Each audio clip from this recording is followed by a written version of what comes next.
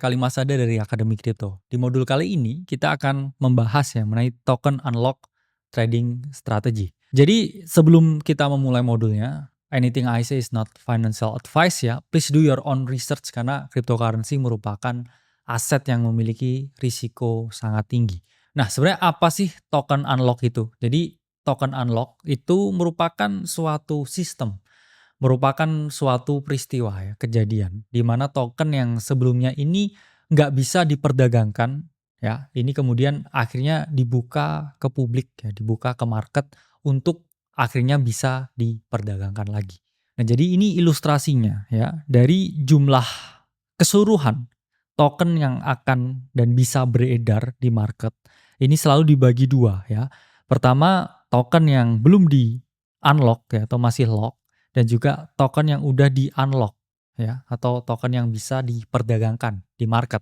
Untuk para stakeholder di dalamnya, yaitu adalah investor, venture capital, dan juga developer, melakukan realisasi keuntungan. Jadi di ilustrasi ini teman-teman paham ya, bahwa ada token ini yang masih terkunci, masih ada ya di dalam protokol kriptonya dan belum didistribusikan kepada para stakeholdernya. Lalu selalu muncul pertanyaan teman-teman, mengapa sih harus ada ya yang namanya token unlock? Nah, di sini kalau kita lihat ada beberapa poin mengapa token unlock itu adalah hal yang penting. Pertama, ada yang namanya vesting period, kedua adalah pemanfaatan fitur, ketiga kepercayaan investor, dan keempat itu terkait dengan pengendalian inflasi.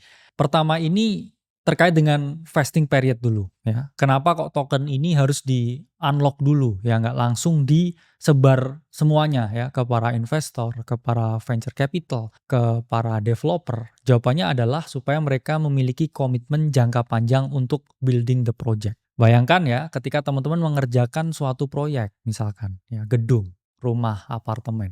Kalau semua uangnya dikasih di muka, semuanya yang kamu kasihkan, apa yang terjadi? Ya mereka mungkin akan lebih santai ya. Mereka berleha-leha ya saya bilangnya.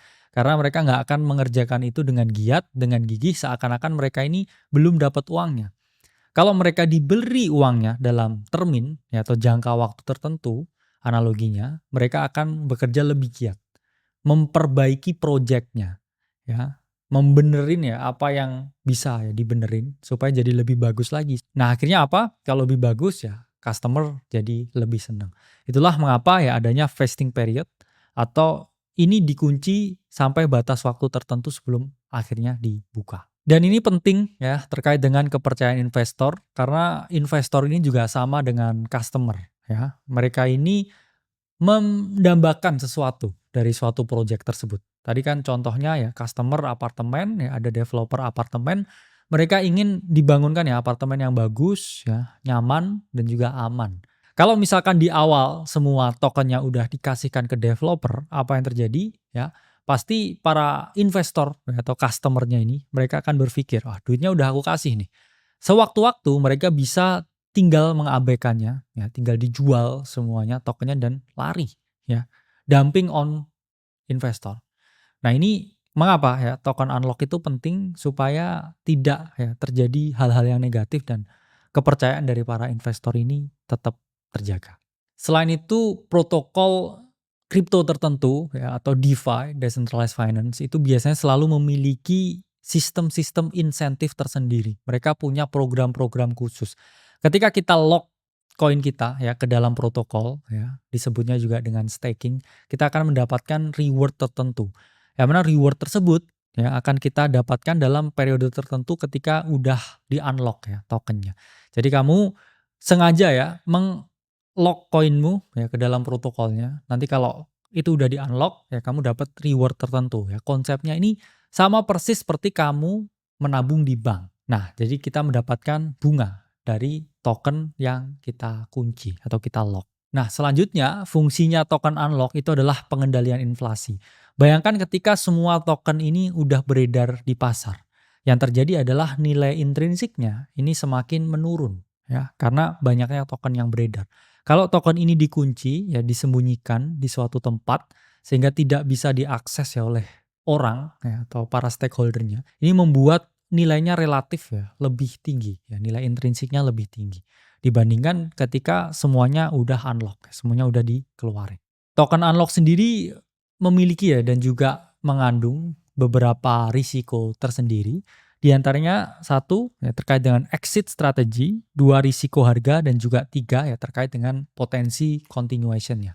Terkait dengan exit strategi ya semua itu mau exit ya, investor mau exit dengan keuntungan dan juga para developer mereka juga pengen ya mendapatkan hasil dari sesuatu yang mereka kerjakan. Sehingga kita nggak bisa munafik ya dan juga menampilkan fakta ya bahwa endingnya semua ujungnya juga duit ya mereka buat project, mereka juga mau exit karena IPO-nya ya koin, token ya semua aset kripto itu adalah ICO ya atau initial coin offering. Dan ketika mereka udah mendapatkan bagian mereka yang di lock kemudian di unlock, mereka ini bisa melakukan realisasi keuntungan ya atau menjual untuk keuntungan. Itulah mengapa ya ketika ada unlock token ya kadang ya ini memang harga ini mengalami penurunan. Kenapa? Karena wah ini ada barang baru nih masuk pasar.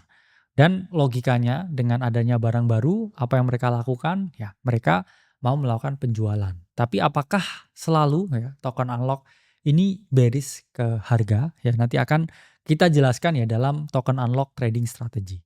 Nah, meskipun demikian ya, token unlock ini juga kadang ya ada potensi continuation-nya karena yang saya sebutkan tadi ya, kadang mereka membuat suatu program baru ya, produk baru di mana kita bisa memanfaatkan sesuatu dari ekosistemnya supaya ekosistemnya ini bisa ya berkembang dengan lebih luas lagi, lebih bagus lagi.